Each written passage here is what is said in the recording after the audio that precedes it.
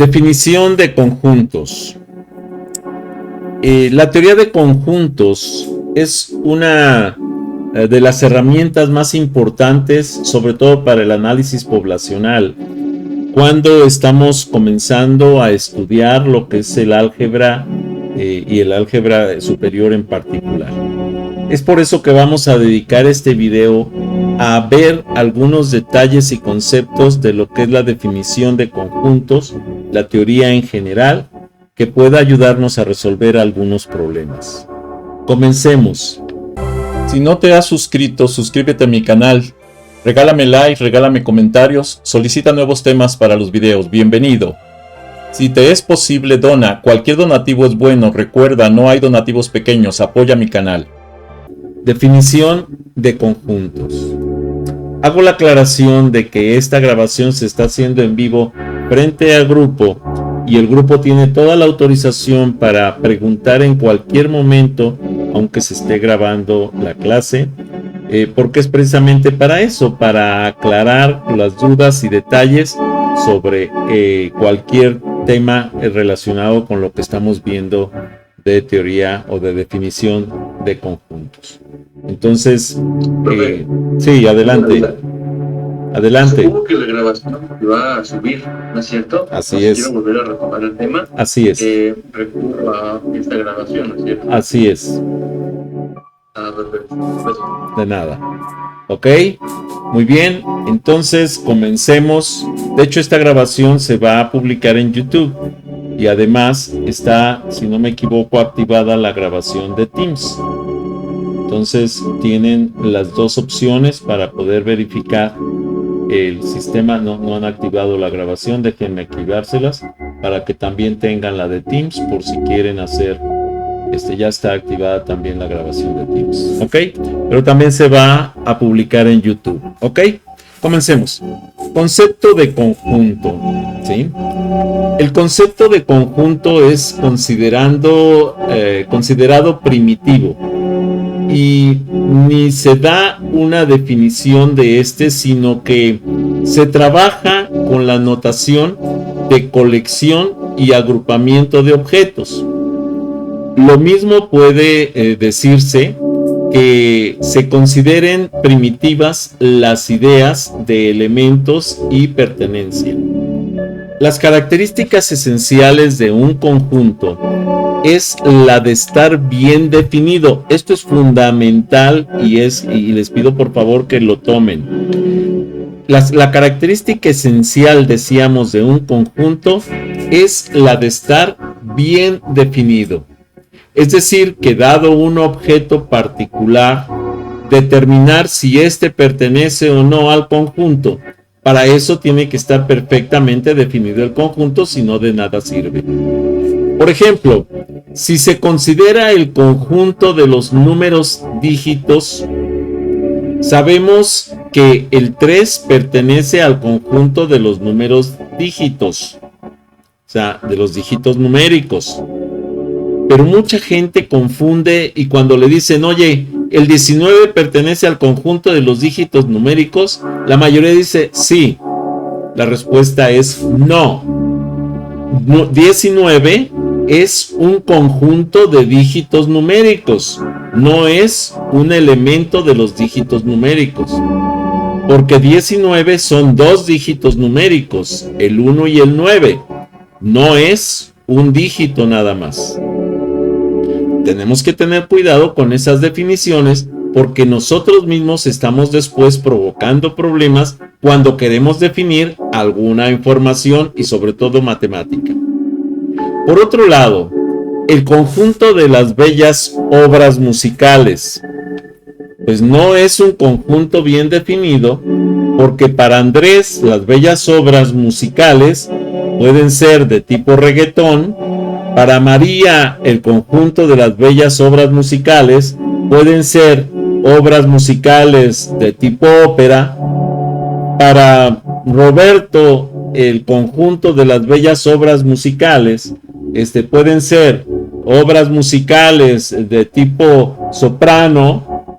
Y entonces cada quien va a tener un conjunto de de obras musicales distinto. Y entonces cuando digo el conjunto de las bellas obras musicales, espérate, eso, pues ¿a qué te refieres con bellas? ¿O qué significa bellas para ti? ¿Sí?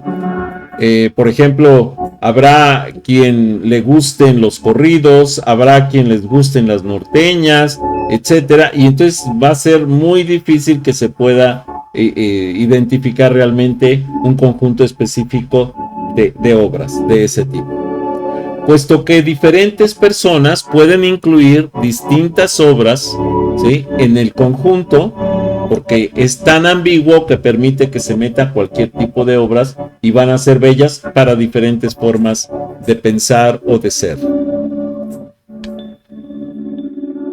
Los objetos y conjuntos iguales. Vamos a empezar a trabajar ahora con conceptos un poquito más complejos, como es la igualdad. Los objetos que forman un conjunto son llamados miembros o elementos.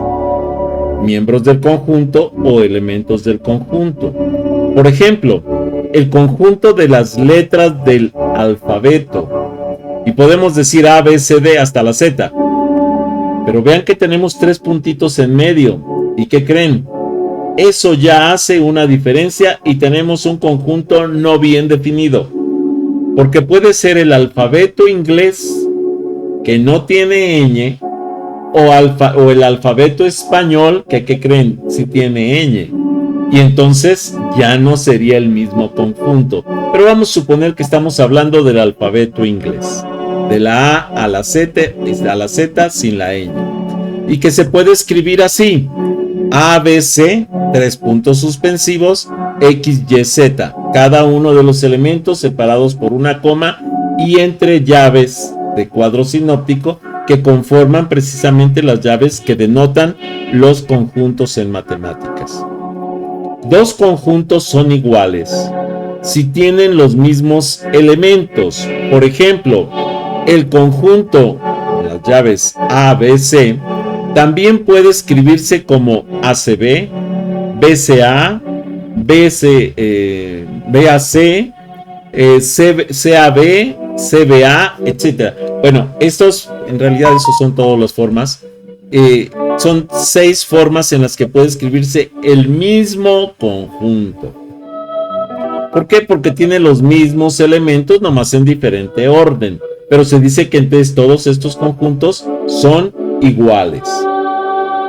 En teoría de conjuntos se acostumbra no repetir a los elementos. Por ejemplo, el conjunto B, B, B, D, D, que son 3 veces B y 2 veces D, simplemente se puede escribir como el conjunto BD y es exactamente el mismo conjunto. Y pueden decirme, oye, pero es que acá yo veo 5 elementos y acá yo veo 2. No, en realidad lo que estás viendo es la repetición de un mismo elemento que se llama B. Entonces es un solo elemento, se llama B. Y la repetición de otro elemento que se llama D. Pero es un solo elemento que se llama D. En realidad lo que estás viendo es un conjunto que está formado por el elemento B y el elemento D. ¿Sí? En conjuntos no importa cuántos sean B o D. Lo que importa es que nada más sean esos dos y únicamente esos dos. Vamos a analizar este tipo de conjuntos que les podemos decir que son agrupaciones claramente definidos con una o varias características definidas. Por ejemplo, el conjunto de consonantes. Vamos a suponer que cuando hablamos de consonantes hablamos de las consonantes del alfabeto inglés, o sea, no incluimos la ñ, ¿ok? Entonces, conjunto de consonantes. ¿Conjunto? ¿Es un conjunto? Sí, es un conjunto. ¿Está perfectamente definido? Sí. ¿Es finito? Sí. ¿Por qué es finito? Porque conozco todos sus elementos. A, B, C, D, etcétera, hasta la Z. Entonces es finito. Luego, el conjunto de números enteros pares. Es un conjunto perfectamente definido, ¿sí? Es aquel conjunto que puedo formar por todos los números que cuando los divido entre 2, el residuo es 0. Y ese es el conjunto de números enteros pares. Ahora, ¿Es finito? No, porque no conozco todos los elementos. Cada vez yo puedo definir un elemento nuevo más grande del doble del anterior y sigue siendo parte de los números enteros pares, ¿sí? Por tanto, sí es un conjunto, pero es un conjunto infinito, porque el número de elementos que tiene es infinito. Luego, conjunto de números enteros impares. Está perfectamente definido, por tanto, sí es un conjunto. Son todos aquellos números que al ser divididos entre 2, tenemos el residuo, un residuo diferente de 0. O sea, 0.5 normalmente. ¿Sí? Entonces, todos esos son impares. Si tiene residuo 0 es par, pero si tiene residuo diferente de 0 es impar. Ahora, ¿conocemos todos los números que son impares? No, de hecho es un conjunto infinito de números impares, porque podemos hacerlos crecer tanto para el positivo como para el negativo. O sea, tanto los números pares como los números impares de números enteros van desde el menos infinito hasta el más infinito. Por tanto, son conjuntos infinitos.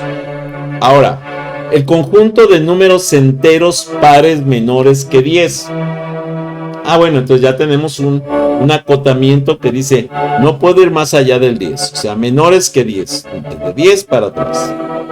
Y dice menores que 10, ni siquiera el 10, o sea, todos los anteriores. Y números enteros pares menores que 10, o sea, 8, 6, 4, etcétera, ¿no? Y entonces me dice, oye, ¿es un conjunto perfectamente definido? Sí, está perfectamente definido. Ahora, ¿es finito? No. ¿Por qué no es finito? Porque se va desde el 10, bueno, desde antes del 10, que sería el 8, hasta el menos infinito. Entonces no es finito, es infinito. Sí es conjunto, pero es infinito. Ahora, el conjunto de los números enteros impares entre 0 y 10. Son números impares entre 0 y 10. Y son números enteros. Ok. Bueno, entonces sí, ¿está perfectamente definido? Sí. ¿Es finito? A ver, vamos a ver. ¿Cuáles son los números enteros que son impares y que están entre 0 y 10? Pues es el 1, el 3, el 5, el 7 y el 9 y para de contar, no hay más. Y entonces sí está definido y sí es finito. Luego, el conjunto de mejores cantantes. Caray, ¿es conjunto? Pues no, aunque diga que es conjunto ahí, no es conjunto. ¿Por qué? Porque no está definido.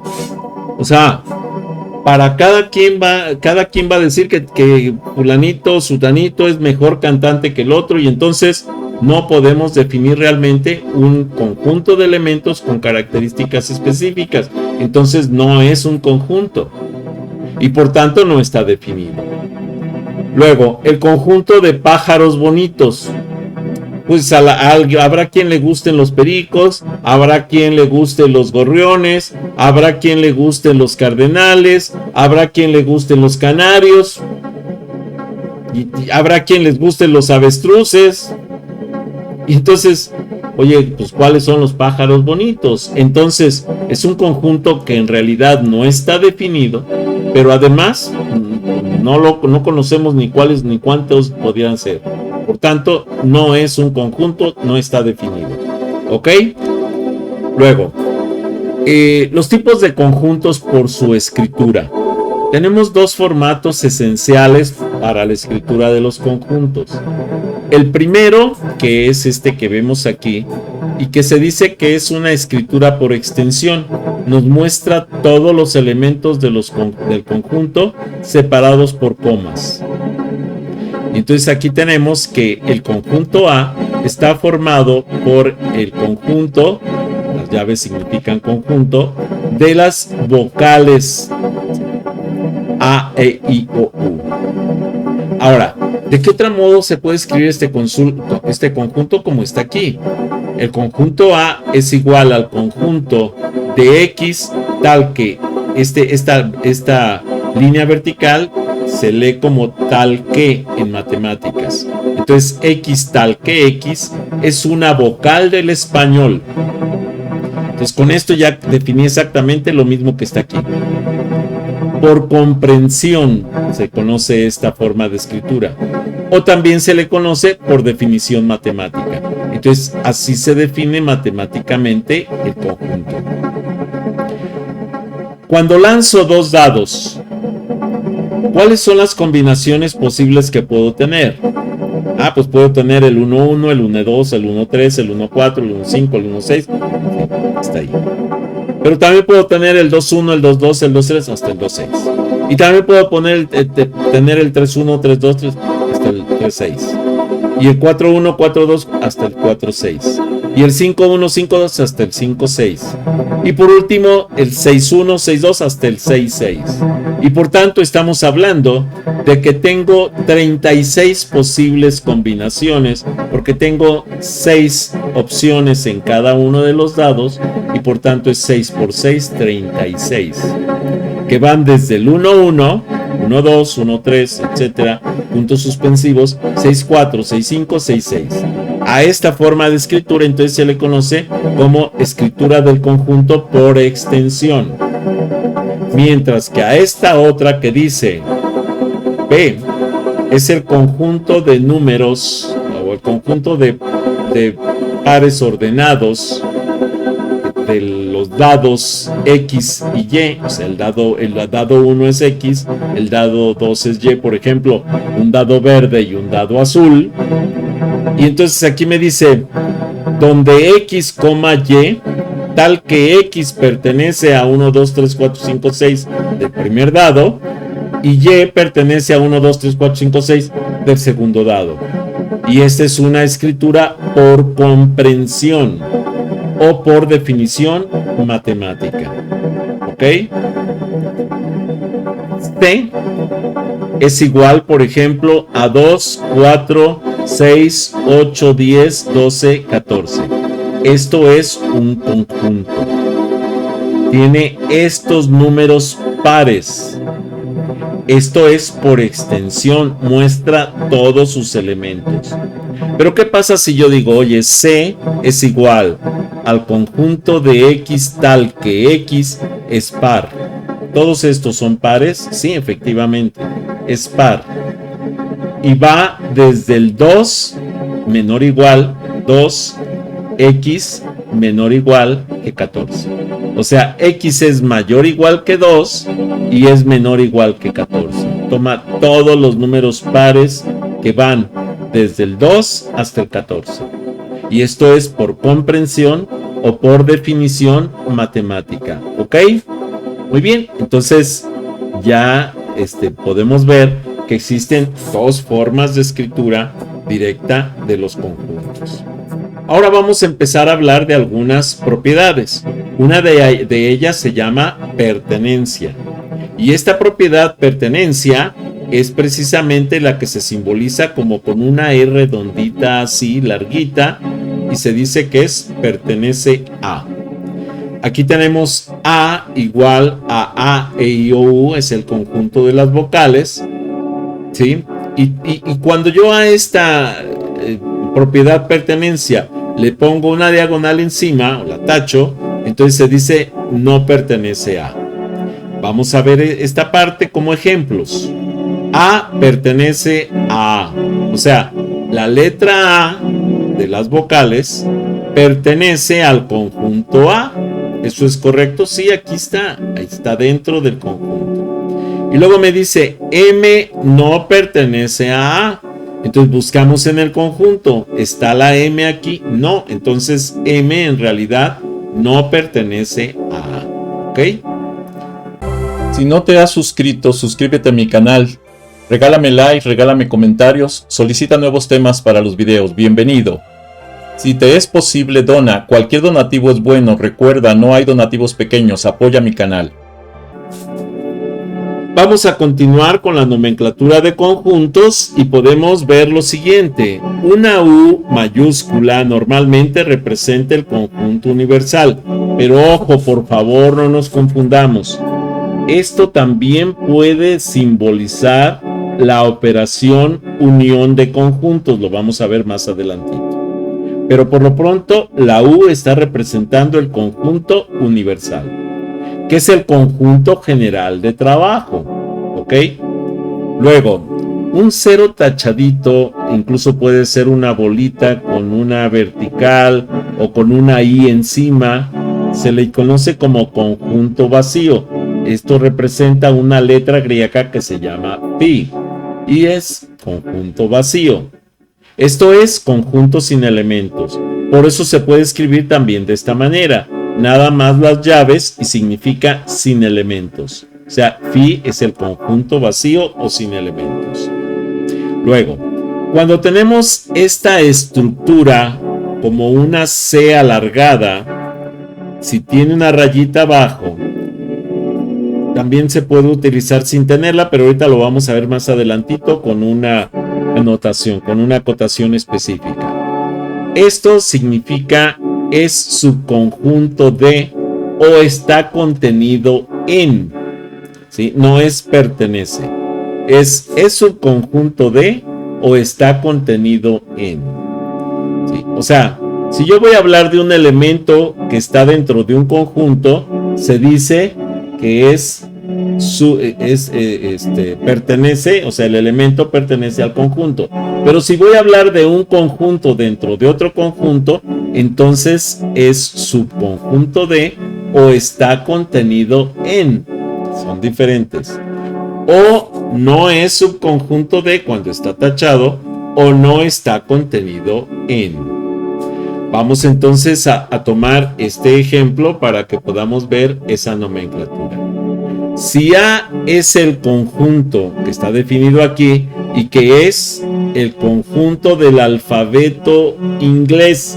¿Cómo sé que es del alfabeto inglés? Porque no tiene ñ. Entonces es el conjunto del alfabeto inglés.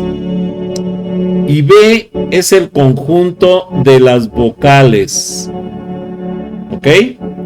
Si nosotros lo queremos escribir, aquí me dice A es igual a X tal que X son las letras del alfabeto. ¿Cuáles? Todas. Pero oye, dentro de estas letras del alfabeto, ¿están estas también? A ver, ¿está la A? Sí. ¿Está la E? Sí. ¿Está la I? Sí. ¿Está la O? Sí. ¿Está la U? Sí. Ah, entonces esto sí está dentro de estas letras. O sea, por eso estoy encerrando todo esto acá. ¿Y esto qué significa? Entonces, B está contenido en A. B está contenido en A, porque A son todas las letras y B nada más son estas. B está contenido en A. Pero ojo, A no está contenido en B. A no está contenido en B, porque A tiene elementos que no están en B, como por ejemplo, esta B, esta C, esta D, pues no están acá. Aquí nada más está la A, la E, la I, la O y la U. Por tanto, A no está contenido en B. ¿Ok? Luego, otros símbolos de conjuntos que vamos a ir analizando aquí son estos. Las llaves significa entonces conjunto. La letra E, así alargadita, es un elemento del conjunto o pertenece al conjunto. La letra E tachadita, así alargadita, no es un elemento del conjunto o no pertenece al conjunto. La línea vertical significa tal que. N o entre paréntesis C significa cardinalidad del conjunto. ¿Qué es la cardinalidad del conjunto? Es el número de conjuntos que se pueden formar con los elementos de un conjunto. Como en este caso, ¿cuál es la cardinalidad de este conjunto que está formado por las parejas de los dados? Pues es 36, que es el número de conjuntos que se pueden formar con estas con el tirado de los dados. Por ejemplo, aquí, con 3 elementos que tengo aquí, ¿cuántos conjuntos puedo formar? Pues por el orden en el que se pueden acomodar esos elementos, puedo formar 1, 2, 3, 4, 5 y 6. Esa es la cardinalidad del conjunto ABC. ¿Ok? Continuemos. U es el conjunto universo, que les dije que también en conjuntos se puede tomar como la operación unión, pero eso lo vemos enseguidita. Luego, un circulito tachado con una línea significa conjunto vacío. Sea vertical o diagonal, significa conjunto vacío. La C acostadita con un guioncito abajo se llama subconjunto D. La C alargadita sin guioncito abajo significa subconjunto propio D. Esa es la diferencia entre cuando tiene guioncito o cuando no tiene guioncito. Si tiene guioncito es subconjunto D. Si no tiene guioncito es subconjunto propio D. Normalmente se utilizan iguales, como si fuera subconjunto D. Pero bueno, quiere hacer la aclaración para que si lo ven en algún libro comprendan lo que está diciendo. Esta C alargadita con una diagonal o tachadita significa no es subconjunto propio de. El símbolo que está así se llama mayor que. El símbolo que está así se llama menor que. El símbolo que está así con un igual o que está así también y con un igual por delante se llama mayor o igual que. Si yo pongo el igual con el símbolo al revés así o el símbolo así con una línea abajo, se llama menor o igual que. Si yo pongo la U invertida así, se llama intersección de conjuntos u operación de intersección. Si la pongo en vertical como si fuera el conjunto universal, pero estoy hablando de una operación, se llama unión de conjuntos u operación de unión. Si yo pongo una A con una apóstrofe así, o una A con una C como si fuera una potencia, se llama complemento del conjunto A. Esto es el complemento del conjunto A. Si yo pongo el símbolo igual, simplemente es el símbolo de igualdad. Pero si lo pongo tachado, significa no es igual a. Ahora, también puedo poner un signo de admiración, ¿sí? Vamos a decir que cierra, y un igual, y significa no es igual a. Luego, si yo pongo 3 puntitos seguidos, es el conjunto continúa. Si yo pongo 2 símbolos igual con un mayor que, significa entonces. O también significa implica. Si yo pongo un símbolo igual con un menor que hacia acá y un mayor que hacia acá, significa sí y solo sí. Esto es si se cumplen las dos condiciones, ¿ok? Ahora, si yo pongo el acento circunflejo francés, significa no, o significa es falso que, ¿sí? Ahora, si yo pongo, es una negación, vamos a decir. Si yo pongo el símbolo mayor que, pero apuntando hacia arriba, esto significa y si lo pongo apuntando hacia abajo, significa o.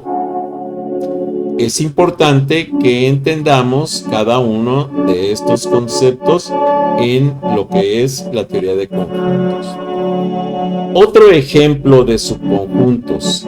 Si A es el conjunto de todas las letras del alfabeto inglés y Z es el conjunto de las letras A, B, 5, 6, C, D. Por tanto, ojo, Z no está contenido en A. ¿Y por qué no está contenido en A? Porque el 5 y el 6 no pertenecen a A. y por tanto Z no puede estar contenido en A. ¿Ok? Entonces, ya que 5 y 6 son elementos del conjunto, no son elementos, perdón, del conjunto A. Por tanto, Z no está contenido en A. Con respecto a si U es el conjunto universal 1, 2, 3, 4, 5, 6, 7, 8, 9, 10, ¿sí? Esto lo vamos a considerar como el conjunto universal. ¿Ok? A es igual a 2, 4, 6, 8, 10. Y entonces podemos decir que este es subconjunto del conjunto universal. ¿Por qué? Porque todos estos elementos están representados aquí. 2, 4, 6, 8 y 10. Por tanto, A es subconjunto del conjunto universal. Pero ojo, A complemento son todos los elementos, y esto es lo mismo que esto, A complemento, son todos los elementos que no están en A. ¿Cuáles elementos no están en A, pero sí están en el conjunto universal? El 1, el 3, el 5, el 7 y el 9. Son todos los elementos del conjunto universal que no pertenecen al subconjunto A. Dibujándolos para que los veamos gráficamente en un diagrama de este tipo, podemos ver lo siguiente. 1, 2, 3, 4, 5, 6, 7, 8, 9 y 10. Solo que A son el 2, el 4, el 6, el 8 y el 10. Mientras que el complemento de A, o sea, todo lo que no esté en A, son el 1, el 3, el 5, el 7 y el 9. ¿Ok? Muy bien. Ahora, vamos a entender otro concepto que significa conjunto potencia. Es el número de subconjuntos que tiene un conjunto, ¿sí? Pero, ¿cuántos subconjuntos tiene un conjunto? Vamos a analizarlo. Si A es igual al conjunto 1, 2, 3, entonces los subconjuntos del conjunto A son los subconjuntos 1, este es un conjunto aunque tenga un solo elemento. 2, este es otro conjunto aunque tenga un solo elemento. Pero veamos, ¿este está dentro de este? Sí, entonces este es un subconjunto de este. ¿Este está dentro de este? Sí, entonces este es un subconjunto de este. ¿Este está dentro de este? Sí, entonces este es un subconjunto de este. Como está entre llaves, quiere decir que aquí está representando un conjunto. Acá también. Hasta aquí van 3. Aquí, el 1 y el 2 están dentro de este conjunto. Sí, por tanto es otro subconjunto. ¿El 2 y el 3 están dentro de este subconjunto? Sí, por tanto es otro subconjunto. ¿El 1 y el 3 están dentro de este conjunto? Sí. Entonces, este también es otro subconjunto. Aquí llevábamos 3 y aquí llevamos otros 3, ya son 6. Luego, ¿el 1, 2, 3 está dentro de este conjunto? Sí, pues es el 1, 2, 3, sí está. Por tanto, este mismo es subconjunto de este, aunque sea el mismo conjunto. Y ahora la pregunta, pi, o sea, el conjunto vacío, ¿está dentro de este? Sí, pues está en cualquier lugar de este conjunto, es el conjunto vacío. Por tanto, el conjunto vacío también es otro subconjunto de este conjunto. Ya que cuando uno de estos subconjuntos están contenidos en A, incluido el subconjunto vacío y el mismo conjunto A, entonces tenemos que si A 1, 2, 3 también se le llama A igual a 1, 2, 3 subconjunto inicio, a este conjunto que es idéntico a sí mismo se le conoce como subconjunto inicio, ya que A está contenido en A. Si A, ojo, tiene 3 elementos, entonces A tiene 2 a la 3 subconjuntos. ¿Esto qué significa? Multiplicar 3 veces el 2. 2 por 2 por 2. 2 por 2, 4 por 2, 8. Entonces esto me dice que si A tiene 3 elementos, entonces A tiene 8 subconjuntos. Ahora, ¿qué pasa si A tuviera 4 elementos? Entonces tendría que ser 2 a la 4. Esto es 4 veces 2. 2 por 2 por 2 por 2. Esto significa 2 por 2, 4 por 2, 8 por 2, 16. Entonces, si A tuviera 4 elementos, entonces A tendría 16 subconjuntos. Si A tiene n elementos, entonces A tiene 2 a la n subconjuntos. Esperemos que esto quede claro. Hasta aquí esta grabación. Si no te has suscrito, suscríbete a mi canal. Regálame like, regálame comentarios, solicita nuevos temas para los videos. Bienvenido. Si te es posible, dona. Cualquier donativo es bueno. Recuerda, no hay donativos pequeños. Apoya mi canal.